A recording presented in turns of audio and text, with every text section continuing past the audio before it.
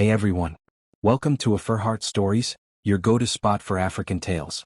Don't forget to like, subscribe and drop a comment. Now sit back and enjoy. The Lagos evening air was thick with the smell of fried plantain and exhaust fumes as Amara drove home from her small showroom in Lekki. She'd had a long day managing deliveries, handling a fussy client who wanted her curtains 3 shades lighter, and organizing her new collection of bespoke furniture. All she wanted was to kick off her heels, take a warm bath and maybe watch a Nollywood classic. She pulled into the driveway of the Ikoyi mansion she shared with her husband, Chike, the man she'd married 5 years ago when he was still a young, ambitious real estate developer with more dreams than money. Now he was a household name in Lagos high society, and she sometimes wondered if she had become invisible in his world. The house was unusually lively for a Tuesday night. Laughter floated from the living room, and the faint smell of expensive perfume hung in the air. Inside, Chike's younger sister, Ijeoma, sat on the couch with 2 of her friends, legs crossed elegantly, sipping white wine like they were on a reality show set. They didn't look surprised to see Amara, but they didn't exactly greet her warmly either. "Good evening," Amara said politely, setting her bag on the console table. Ijeoma smiled faintly, the kind of smile that didn't reach her eyes. "Evening, Amara. Long day." "Very," Amara replied, walking toward the kitchen. But before she could step in, she heard Ijeoma's voice drop to a conspiratorial tone, just loud enough to be overheard. "And of course the party will be unforgettable. Rooftop view at the Grand Haven Hotel, fireworks, live band. Oh, and Vanessa will be there. She's wearing that gold dress from Paris. Chike will love it." One of her friends gasped dramatically. "Vanessa? The same Vanessa?" "The same," Ijeoma said, sipping her wine. "Honestly, I don't know how Chike manages to keep certain distractions away from certain people." Amara froze in the hallway, her fingers tightening around the edge of her handbag. She knew better than to make a scene. Her mother had once told her, "A queen never fights in the mud, she changes the battlefield." So she simply walked to the fridge, poured herself a glass of water and returned to the living room. "What party are you talking about?" she asked casually. Ijeoma glanced at her with a feigned expression of surprise. "Oh, didn't Chike tell you? His birthday this weekend. Just a small gathering." Amara raised an eyebrow. "Small? At Grand Haven rooftop?" "Well," Ijeoma said with a shrug, "small for us." Her tone carried that subtle weight, the us that excluded Amara. Amara turned to leave, but as she passed the dining table, something caught her eye, a stack of glossy, gold-embossed envelopes. She didn't mean to pry, but the top one was slightly open, and she saw the words, "You are cordially invited to celebrate Chike Okonkwo's 40th birthday." Her own name wasn't there. Her chest tightened. She flipped through the pile, invitations for business moguls, politicians and Lagos socialites. Not a single one addressed to Mrs. Amara Okonkwo. For a moment she stood there, the air feeling too heavy to breathe. "Why wouldn't my own husband invite me to his birthday?" Ijeoma noticed her lingering and smirked. "Oh, those are just for the guest list. Chike handles his invites himself. I'm sure he has something planned for you separately." But Amara could see it in her eyes, she was lying. She didn't ask further questions. Instead, she excused herself and went upstairs. Chike was in the bedroom, scrolling through his phone, a faint smile on his face. "You didn't tell me about your birthday party," she said, her voice calm but laced with quiet steel. He looked up briefly. "It's just business, Amara. Networking. You wouldn't enjoy it." Her stomach twisted. "So it's not a celebration? Not something a wife should attend?" "It's complicated," he said, setting the phone down. "I don't want you to feel out of place.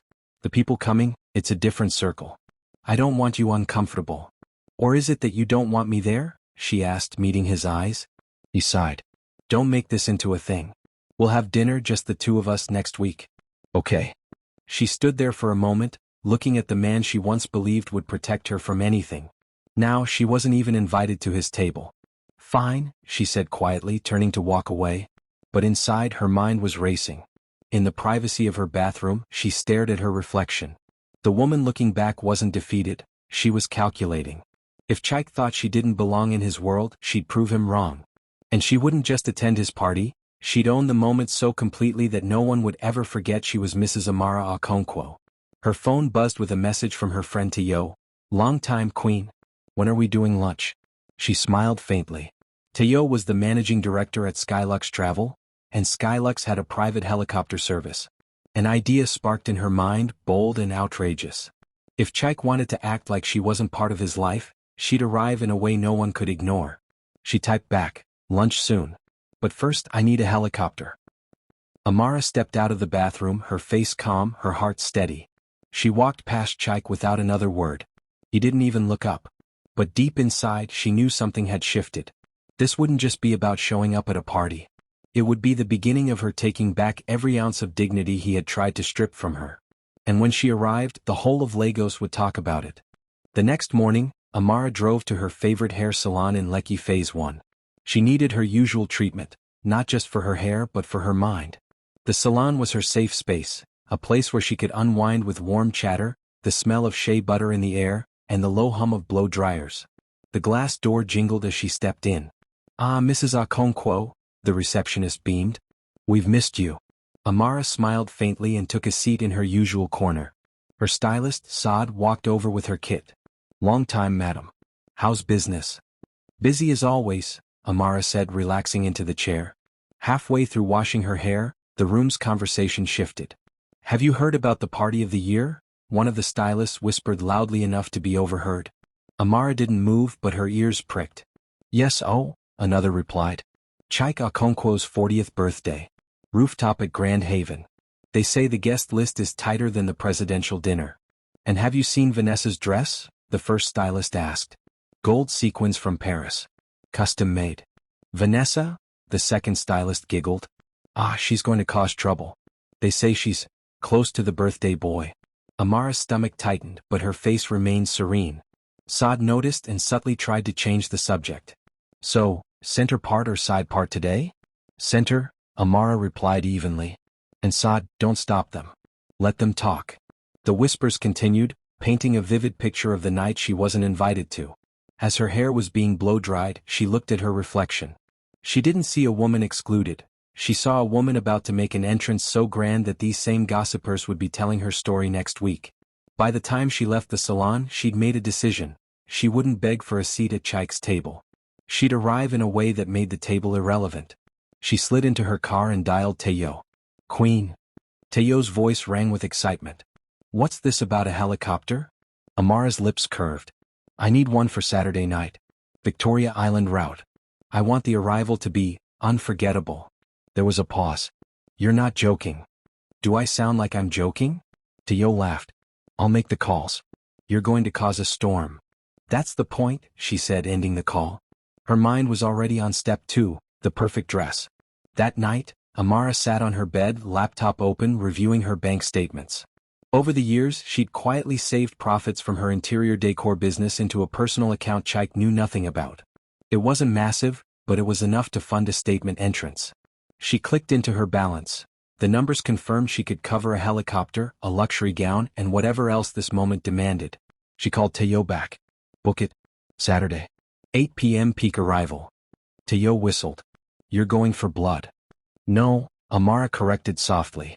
"I'm going for dignity." After hanging up, she reached for her contacts list and tapped Madame Ifeoma's name. "Ah, Amara, my dear," the elderly tailor answered warmly. "What's the emergency?" "I need a gown. Floor length, emerald green, fitted, with a slit just high enough to command attention but not lose class. I need it in 2 days. 2 days. Madame Ifeoma gasped. "That's wartime sewing." "Then I guess we're at war," Amara replied with a smile. The tailor chuckled. "Come tomorrow morning for measurements. I'll clear my schedule." After the call, Amara sat back, thinking about Chaik's face when she stepped out of that helicopter. The mental image was almost enough to make her laugh. Almost. Thursday morning, Amara arrived at Madame Ifeoma's workshop. Rolls of silk and lace lined the walls, and the air was rich with the sound of sewing machines.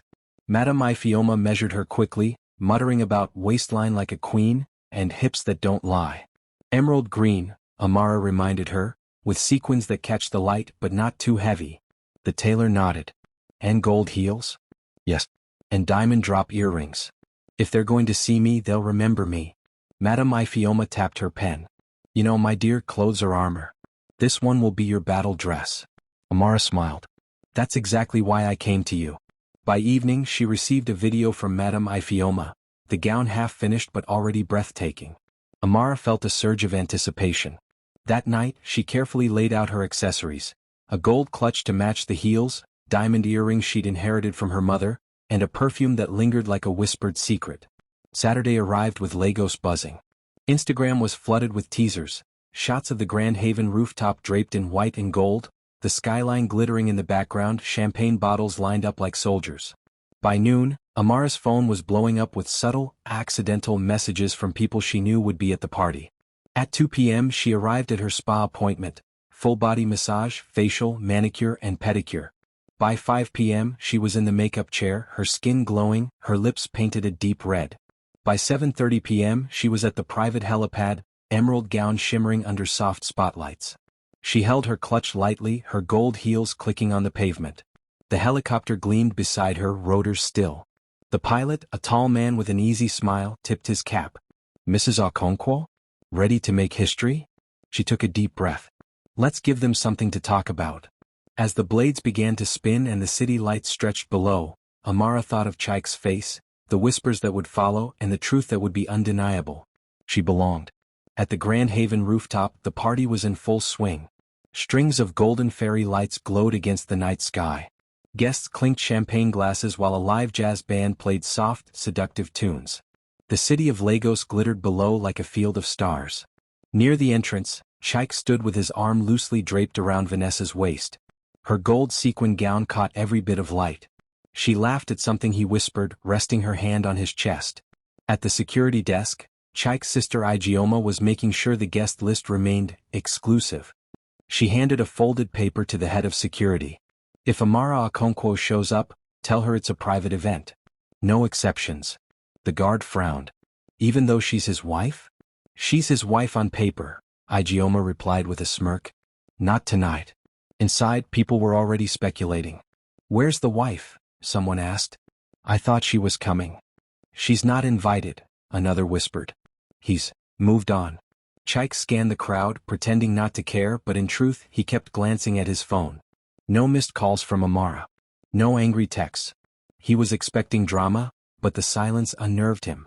Vanessa noticed. "Expecting someone?" she teased. He forced a smile. "No one important."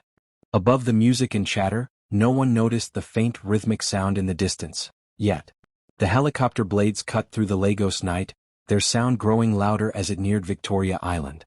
The party's music faltered as curious eyes turned upward. Guests shaded their faces to look at the sky. "What's going on?" someone asked. "I think that's a helicopter," another replied, pulling out their phone to record. The MC paused mid-sentence, staring at the approaching aircraft. Even the jazz band slowed to a stop. The sound was too commanding to ignore. On the adjoining helipad, the helicopter began its graceful descent. Spotlights from the building below caught the gleam of its body. The wind from the rotors whipped tablecloths and dresses, sending a shiver of chaos through the crowd. Security guards looked at each other, unsure what to do. The door of the helicopter swung open. Amara stepped out, the emerald gown hugging her frame like it had been sewn by the gods. Her gold heels clicked against the helipad surface, her diamond earrings glinting under the floodlights.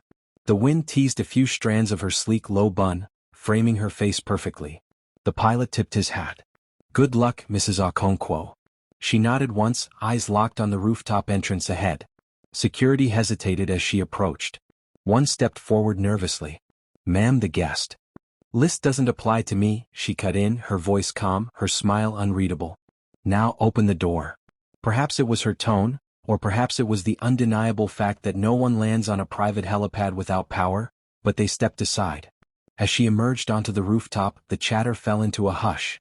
Camera flashes erupted instantly. Guest turned jaw slack. She didn't rush. Every step was deliberate. Her heels tapped out a rhythm that matched the pounding in Chike's chest. Chike froze, glass halfway to his lips.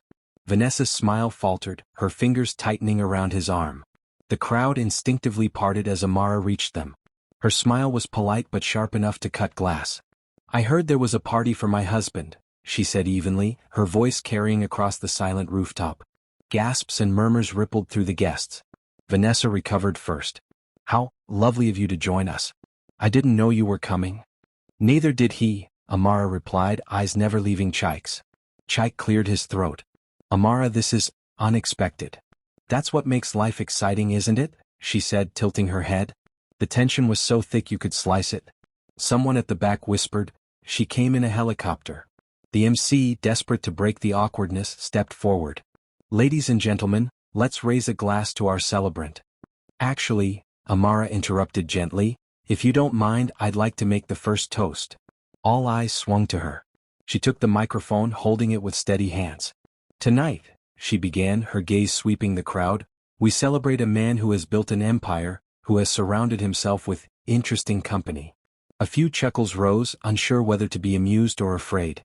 "I wasn't invited," she continued, "but I came anyway, not to crash the party, but to thank those who thought I wouldn't show up. You reminded me of something I'd almost forgotten, my worth. And for that I'm grateful." The guests murmured, some nodding, some exchanging shocked glances. "To dignity," she said, lifting her champagne glass high.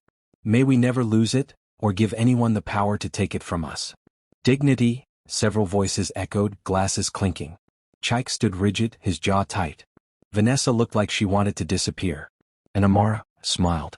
As the echo of Amara's toast lingered in the air, a man in a crisp navy agbada broke from the crowd and approached her.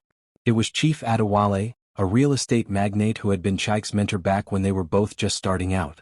"Mrs. Okonkwo," he said warmly, taking her hand. "You haven't changed a bit. Still carrying yourself like a queen." "Chief," Amara greeted, her smile genuine for the first time that evening. "It's been too long." "It has," he agreed, glancing briefly at Chike before lowering his voice. "Do you remember the days when Chike was still pitching deals in my office? You were the one sitting in the corner, taking notes, reminding him of follow-ups. Half those deals wouldn't have happened without you." "I remember," Amara replied, her eyes softening. Another man joined them, Mr. Lawson, an architect Chike had worked with years ago. "Ah, Amara. I was just telling Chief here how you redesigned my home in Ikoyi. Everyone still talks about that living room." Before she could respond, a small group had gathered, offering handshakes, compliments, and warm stories of how she had quietly played a role in Chike's rise. From across the room, Vanessa watched the shift in the crowd with growing unease. Her gold dress sparkled under the lights, but it wasn't pulling attention like it had earlier. Chike's smile had tightened into a stiff mask. One of the women in the group whispered, "She's handling this like a pro. I almost feel sorry for him." Almost. The crowd's attention was no longer on Vanessa, and she could feel it like a cold draft. She had come expecting to be the star of the night, to stand by Chike as his dazzling companion, but Amara's arrival had shattered that plan. She excused herself from Chike's side, feigning a polite smile. "I should freshen up." In the corridor leading to the elevators, she was stopped by two women in sequin gowns. "Vanessa, right?" one of them said sweetly. "We saw you on Instagram with Chike last month. Such a bold friendship." The other woman chuckled. "Do you think it was wise to post that picture when everyone knows he's married?" Vanessa's cheeks flushed. "It's not what it looks like." "Oh, we're sure," the first woman replied with a tone that said they were anything but sure. By the time Vanessa stepped into the elevator, she could feel whispers trailing her like smoke. Back on the rooftop, people were murmuring, not about her beauty but about her role in keeping the wife away from the party. And Amara? She was now speaking with the event's MC, her presence magnetic. The rooftop air grew heavier as an unexpected voice rang out. "Chike Okonkwo," said a man near the center. It was Alhaji Musa, a respected elder in Lagos business circles, leaning on his cane. "I've watched you climb from the ground up. But tonight I must say, I'm disappointed." The crowd stilled. Chike forced a smile. "Alhaji, this isn't the place." "It's exactly the place," Musa interrupted. "A man who dishonors his wife in public dishonors himself. You invite the world to celebrate you, yet leave out the woman who stood beside you when you had nothing. That is not strength, my boy. That is weakness." A murmur rippled through the guests. Someone clapped softly, another joined in. Amara, though surprised, simply inclined her head toward Musa in respect. Chike's jaw worked, but he said nothing. His carefully curated image was cracking in front of his peers. After the elder's words, Amara found herself approached by a couple she had never met before. "Mrs. Okonkwo," the woman said, extending a manicured hand. "I'm Ngozi and this is my husband, Kunal. We own an art gallery in Banana Island." "It's a pleasure," Amara replied. "We've been following your interior decor work online," Kunal said. "Your designs are exceptional. In fact, we were just discussing a new luxury project. We'd like you to handle the interiors." Ngozi slipped a gold-embossed card into Amara's hand. Call us Monday. We'd like to invest in your business too. I think the city's ready for your brand to go international. Amara blinked, momentarily taken aback. That's incredibly kind. Thank you. Connell smiled. It's not kindness. It's good business. And it's time people see you for the powerhouse you are. She slipped the card into her clutch, feeling a new current of possibility running beneath the evening's drama. The DJ switched to a slow, elegant tune. Couples moved toward the dance floor. Before Chaik could ask Vanessa, who had still not returned from her freshening up, a deep voice spoke beside Amara. May I have this dance? She turned to see Mr. Adeyemi, a prominent business mogul and one of Chaik's most important investors. I'd be honored, she replied, accepting his hand. They stepped onto the floor. Cameras flashed. Guests watched closely, knowing what this meant. Adeyemi was publicly aligning himself with Amara, not Chaik. You've made quite the entrance tonight, Adeyemi said with a smile. And you've handled it with grace. That's rare. I didn't come to cause a scene, she said softly. I came to remind a few people who I am. Adeyemi chuckled. Consider them reminded. And consider me a friend. From the corner, Chaik watched, his fists clenching. This wasn't just about his pride anymore. This was about influence. And tonight, Amara was taking it from him one step at a time. As the last notes of the song faded, Amara gracefully stepped off the dance floor. She hadn't taken more than 2 steps before a hand gripped her arm. Firm, controlled, but laced with barely contained anger. Chaik's voice was low, sharp. What are you trying to prove? She met his eyes without flinching. Prove? I'm not here to prove anything, Chaik. I'm here to be where I should have been from the start. You had no right to just. No right, she cut in, her tone calm but her words slicing. I'm your wife. I have every right to be here. The real question is, what right did you have to exclude me? He glanced around. A few guests were clearly eavesdropping. This isn't the place for. It's exactly the place, she said, echoing Alhaji Musa's earlier words. You chose to humiliate me in public. You can live with the consequences in public. Chaik's jaw tightened. You think this little stunt makes you look powerful? It makes you look desperate. Her lips curved into the faintest smile. No, Chaik. It makes you look small. And judging by the whispers around here, I'm not the one losing ground tonight. She stepped back, breaking his grip with a subtle twist of her wrist. Enjoy your party, she added, her voice light, before gliding back into the crowd. Behind her, Chaik's chest rose and fell rapidly. He was losing control and he knew it. Chaik barely had a moment to compose himself before a tall, imposing figure approached. Chief Adeyemi, the investor who had danced with Amara. Chaik, Adeyemi said, his tone firm but not loud enough for everyone to hear. We need to talk. Chaik forced a smile. Of course, Chief. About the Rivers project. Adeyemi's gaze was unflinching. About your judgment. A man's first business is his home. If you can't honor that, why should I trust you with mine? This is a personal matter, Chaik said quickly. It doesn't affect. It affects everything, Adeyemi interrupted. Respect isn't compartmentalized, my boy. The way you treat your wife is the way you'll treat a partner when you think no one's watching. And tonight, everyone is watching. Chaik swallowed hard. Chief, Adeyemi raised a hand, cutting him off. I like your business sense, Chaik. But I don't invest in men who think loyalty is optional. Fix it. Or someone else will fill your seat. With that, Adeyemi walked away, pausing briefly to shake Amara's hand on his way out. Cameras caught the exchange. The damage was done. By the time Amara returned home that night, her phone was buzzing non-stop. She kicked off her gold heels, slipped out of the emerald gown, and sank into her bed in her silk robe. When she finally opened Instagram, her breath caught. Hashtag Queen of the Sky was trending. Videos of her helicopter arrival had already gone viral. Slow-motion shots of her stepping out in that gown, the crowd's stunned reactions, even clips of her toast. One caption read, "When they don't invite you but you arrive like the main event." Another, "Mrs. Okonkwo just schooled Lagos high society on class and power." Twitter was no different. Memes, GIFs, and side-by-side comparisons of her versus Vanessa were everywhere. Some posts mocked Chaik, others praised Amara for her poise. Tio called, her laughter bubbling through the line. You broke the internet, queen. My pilots are asking if they can put your picture in the hangar. Amara chuckled softly. Let them. They earned it. Also, Teo added, you might want to check your business email. I think you just became the most in-demand interior designer in Lagos. Amara opened her laptop. Sure enough, offers were pouring in: luxury hotels, private estates, corporate offices. Some were from people who had ignored her before. Now they were begging for her attention. She smiled to herself. So this is what happens when you take your place instead of waiting for an invitation. In the quiet of her room, she realized something else. She didn't just win the night. She'd taken the first step toward a future where her worth wasn't tied to Chike at all. Monday morning came with a rush of sunlight spilling through Amara's bedroom curtains. She was already awake, sitting at her vanity in a silk robe, sipping coffee while her laptop hummed beside her. The notifications hadn't stopped since Saturday night. Her business email was a waterfall of new messages: hotel chains requesting consultations, event planners asking for luxury decor services, real estate developers offering partnership deals.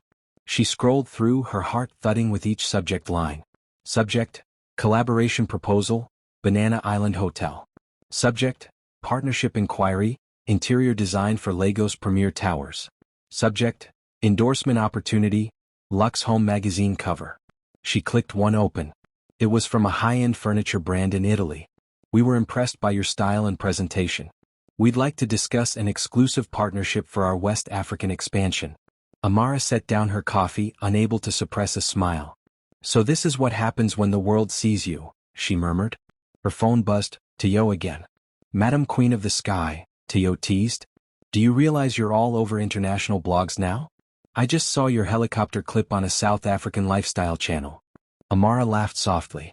It's surreal, Tio. I didn't think it would go this far. Oh, it's going far, Tio replied.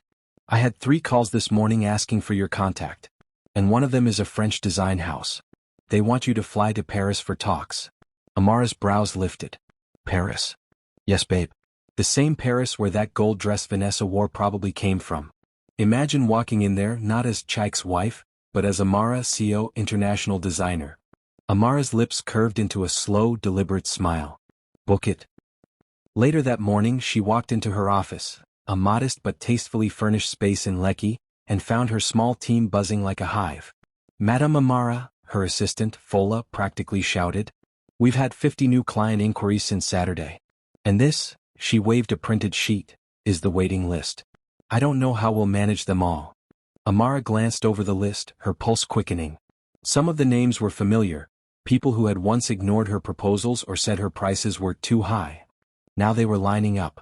First, Amara said, slipping into her boss voice, we'll double our consultation fees. If they want to work with us, they'll pay for the privilege. Second, prioritize high-profile projects.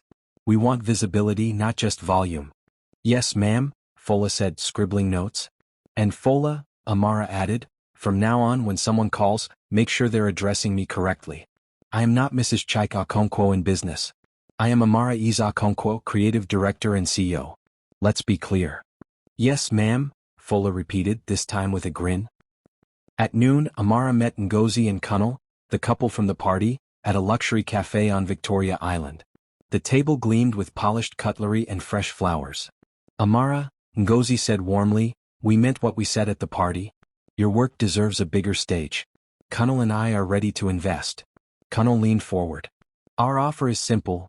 We put in the capital to expand your business into a premium brand with international reach. In return, we take a minority share. You remain the face, the creative brain, and the decision maker.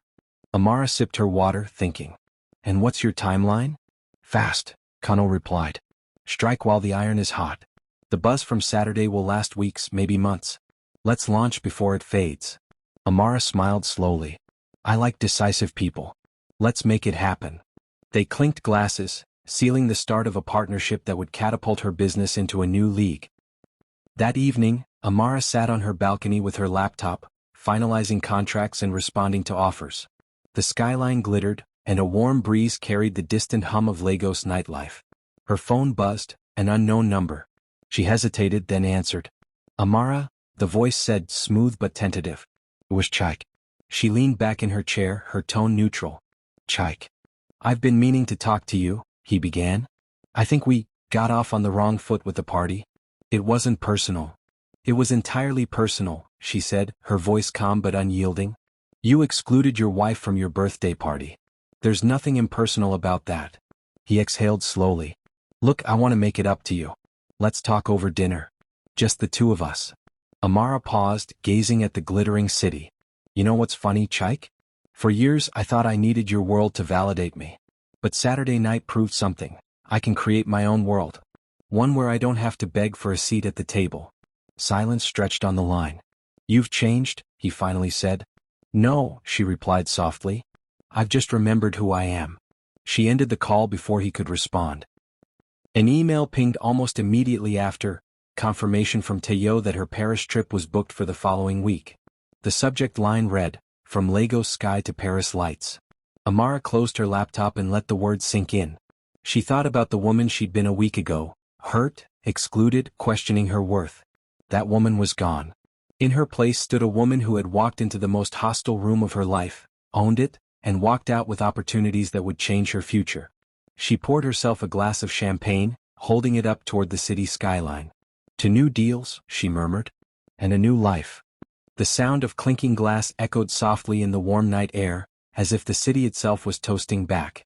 The grand ballroom of the Eco-Signature Hotel glittered under the soft glow of crystal chandeliers. Tonight wasn't about Chike, or the birthday that had set everything in motion.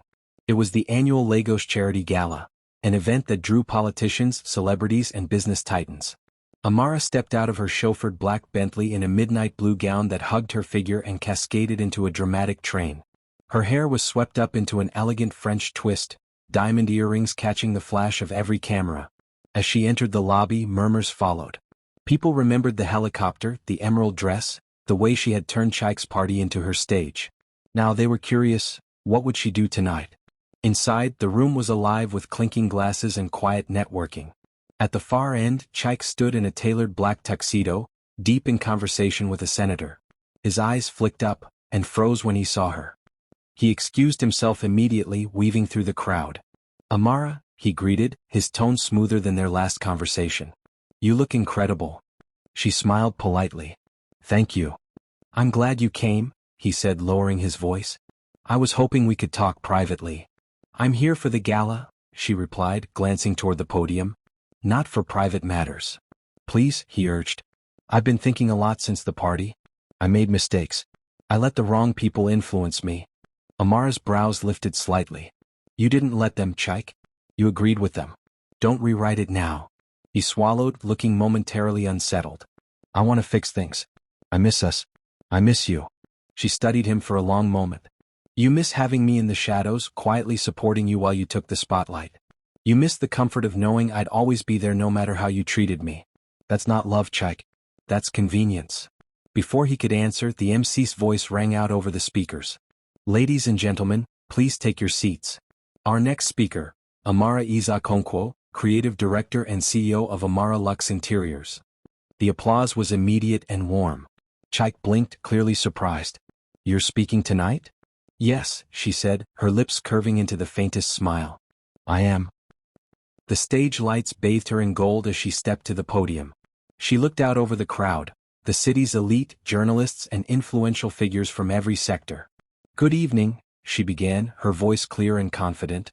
When I was first invited to speak tonight, I thought about what I could possibly say to a room full of people who already seem to have it all. Then I remembered something. Appearances can be deceiving.